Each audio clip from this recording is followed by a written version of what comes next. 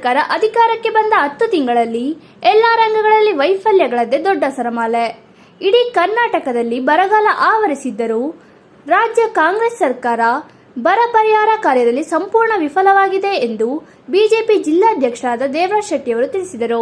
ಉದ್ದೇಶ ಕಾಂಗ್ರೆಸ್ ಸರ್ಕಾರ ಅಧಿಕಾರಕ್ಕೆ ಬಂದು 10 ತಿಂಗಳಲ್ಲಿ ಎಲ್ಲ ರಂಗಗಳಲ್ಲೂ ವೈಫಲ್ಯಗಳದ್ದೇ ದೊಡ್ಡ ಸರಮಾಲೆಯಾಗಿದೆ.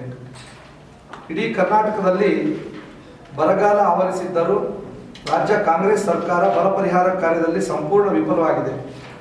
875ಕ್ಕೂ ಹೆಚ್ಚು ರೈತರು ಆತ್ಮಹತ್ಯೆ ಮಾಡಿಕೊಂಡಿದ್ದು ಜನರು ಗುಳೆ ಹೋಗುತ್ತಿದ್ದಾರೆ. ಆದರೆ ಸರ್ಕಾರಕ್ಕೆ ರೈತರ ಬಗ್ಗೆ ಕಾಳಜಿ ಇಲ್ಲ. ನಗರದ ಸುದ್ದಿಗೋಷ್ಠಿಯಲ್ಲಿ ಮಾತನಾಡಿದ ಅವರು 875ಕ್ಕೂ ಹೆಚ್ಚು ರೈತರು ಆತ್ಮಹತ್ಯೆ ಮಾಡಿಕೊಂಡಿದ್ದು ಜನರು ಗುಳೆ ಹೋಗುತ್ತಿದ್ದಾರೆ. ಆದರೆ ಸರ್ಕಾರಕ್ಕೆ ರೈತರ ಬಗ್ಗೆ ಕಾಳಜಿ ಇಲ್ಲ ಎಂದು ಆಕ್ರೋಶ ಹೊರಹಾಕಿದ್ದಾರೆ. ರಾಜ್ಯ ಸರ್ಕಾರ ಕೊಡುವ ಪರಿಹಾರ ಮೊತ್ತದ ಆಸೆಗಾಗಿ ರೈತರ ಆತ್ಮಹತ್ಯೆಗಳಾಗುತ್ತಿವೆ ಎಂದು ರಾಜ್ಯದ ಸಚಿವರಾದ ಶಿವರಾಜ್ ಪಾಟೀಲ್ ಹೇಳುತ್ತಾರೆ. ಇದು ರೈತ ವಿರೋಧಿ ಹೇಳಿಕೆಯಲ್ಲವೇ? ರೈತರ ಬದುಕನ್ನು ದುರ್ಬಲಗೊಳಿಸಿದ್ದು ಒಂದನ್ನು ನೀರಿಲ್ಲದೆ ಒದ್ದಾಡುವಂತೆ ಈ ಸರ್ಕಾರ ಮಾಡಿದೆ. ರಾಜ್ಯದಲ್ಲಿನ ಶುದ್ಧ ಕುಡಿಯುವ ನೀರಿನ ಘಟಕಗಳನ್ನು ಮುಚ್ಚುತ್ತಾ ಬಂದಿದೆ ಸರ್ಕಾರ.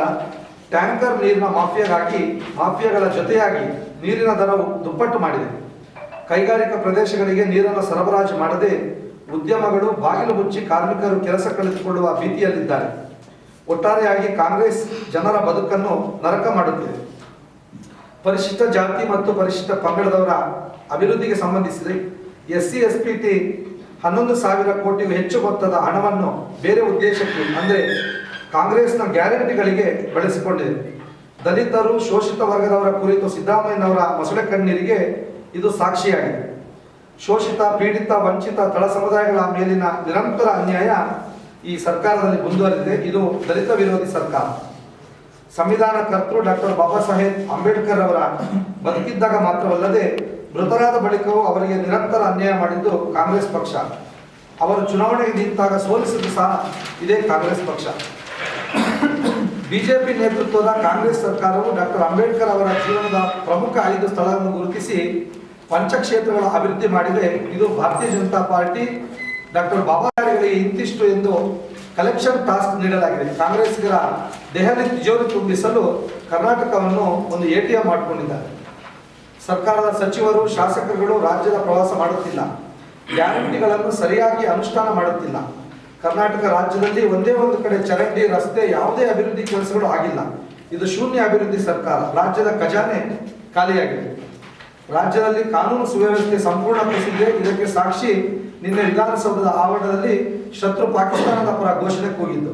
ಇವೆಲ್ಲವೂ ಕಾಂಗ್ರೆಸ್ನ ಓಲೈಕೆ ರಾಜಕಾರಣದ ಫಲ. ರಾಜ್ಯಸಭೆಯ ಸದಸ್ಯ ನಾಸೀರ್ ಆಯ್ಕೆಯಾದ ತಕ್ಷಣವೇ ಪಾಕಿಸ್ತಾನ್ ಜಿಂದಾಬಾದ್ ಘೋಷಣೆ ಕೇಳಿದ್ದು ಅತ್ಯಂತ ಕೆಟ್ಟ ಬೆಳವಣಿಗೆ. ಕಾಂಗ್ರೆಸ್ ಎಂದೆಂದಿಗೂ ದೇಶದ್ರೋಹಿಗಳ ಪರವಾಗಿಯೇ ಇದೆ. ಕಾಂಗ್ರೆಸ್ಸಿಗರದ್ದು ಜಿನ್ನಾ ಮನಸ್ಥಿತಿ.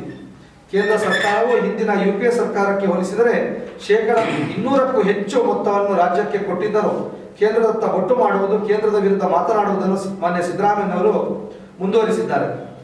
ರಾಜ್ಯದ ಜನತೆ ಈ ಲೋಕಸಭಾ ಚುನಾವಣೆಯಲ್ಲಿ ಕಾಂಗ್ರೆಸ್ ಪಕ್ಷಕ್ಕೆ ತಕ್ಕ ಉತ್ತರ ಕೊಡಲಿದ್ದಾರೆ. ಪ್ರಧಾನಿ ನರೇಂದ್ರ ಮೋದಿ ಅವರ ನೇತೃತ್ವದ ಕೇಂದ್ರ ಸರ್ಕಾರವು ಕಳೆದ 10 ವರ್ಷಗಳಲ್ಲಿ ಮಾಡಿದ ಅಭಿವೃದ್ಧಿಯ ಒಂದು ಭಾಗ ಕೂಡ ಕಾಂಗ್ರೆಸ್ ತನ್ನ 70 ವರ್ಷಗಳ ಆಡಳಿತದಲ್ಲಿ ಮಾಡಿಲ್ಲ. ಕಿಸಾನ್ ಸಮ್ಮಾನ್ ಯೋಜನೆಯಡಿ ನರೇಂದ್ರ ಮೋದಿ ಅವರ ನೇತೃತ್ವದ ಕೇಂದ್ರ ಸರ್ಕಾರವು ಕಳೆದ 6,000 ನೀಡುತ್ತಿದೆ. ನಮ್ಮ ರಾಜ್ಯದಲ್ಲಿ ಅಂದಿನ ಯಡಿಯೂರಪ್ಪ ಅವರ ಸರ್ಕಾರ ಆರಂಭಿಸಿದ ಹೆಚ್ಚುವರಿ 4,000 ನೀಡುವ ವ್ಯವಸ್ಥೆಯನ್ನು ರಾಜ್ಯ ಸರ್ಕಾರ ನಿಲ್ಲಿಸಿದೆ. ಮನೆ ಮನೆಗೆ ಶುದ್ಧ ಕುಡಿಯುವ ನೀರು, ಜಲ್ ಜೀವನ್, ಆಯುಷ್ಮಾನ್ ಕಾರ್ಡು, ಜನ್ಧನ್ ಯೋಜನೆ, 10 ಕೋಟಿಗೂ ಹೆಚ್ಚು ಶೌಚಾಲಯಗಳ ನಿರ್ಮಾಣ ಇವೆಲ್ಲವೂ ಮೋದಿ ಅವರ ಸರ್ಕಾರದ ಮಹತ್ವದ ಸಾಧನೆಗಳು. ಇತ್ತೀಚೆಗೆ ಪ್ರಧಾನಿ ಮೋದಿ ಅವರು ದೇಶಾದ್ಯಂತ ಒಟ್ಟು 41,000 ಕೋಟಿ ರು ವೆಚ್ಚದ 2,000ಕ್ಕೂ ಅಧಿಕ ರೈಲ್ವೆ ಕಾಮಗಾರಿಗಳಿಗೆ ಚಾಲನೆ ನೀಡಿದ್ದು, ಕರ್ನಾಟಕದ 31 ನಿಲ್ದಾಣಗಳನ್ನು ಅಮೃತ್ ಯೋಜನೆ ನಿಲ್ದಾಣಗಳಾಗಿ ಪರಿವರ್ತಿಸಲು ಚಾಲನೆ ನೀಡಿದ್ದಾರೆ. ರೈಲ್ವೆ ಅಭಿವೃದ್ಧಿಯಲ್ಲಿ ಇದೊಂದು ಮಹತ್ವದ ಮೈಲಿಗಲ್ಲಾಗಿದೆ. ನಮ್ಮೆಲ್ಲರಿಗೂ ಗೊತ್ತಿದೆ, ಮೊನ್ನೆ ಅಷ್ಟೇ ಈ ಕಾರ್ಯಕ್ರಮದಲ್ಲಿ ಚಿಕ್ಕಮಗಳೂರಿನ ನಮ್ಮ ರೈಲ್ವೆ ನಿಲ್ದಾಣಕ್ಕೂ ಸಹ ಸುಮಾರು 23 ಕೋಟಿಗಳ ಅನುದಾನವನ್ನು ಕೊಟ್ಟು ನಮ್ಮ ಚಿಕ್ಕಮಗಳೂರು ರೈಲ್ವೆಯನ್ನು ಸಹ ಮೇಲ್ದರ್ಜೆಗೇರಿಸುವಲ್ಲಿ ಪ್ರಮುಖ ಪಾತ್ರ ವಹಿಸಿದೆ. ಭಾರತ್ ಬ್ರಾಂಡ್ ಅಡಿಯಲ್ಲಿ ಭಾರತ್ ಅಕ್ಕಿ ಕೆಜಿಗೆ 29 ರೂಗಳಂತೆ ದೇಶಾದ್ಯಂತ ಬಡವರಿಗೆ ನೀಡಲಾಗುತ್ತಿದೆ.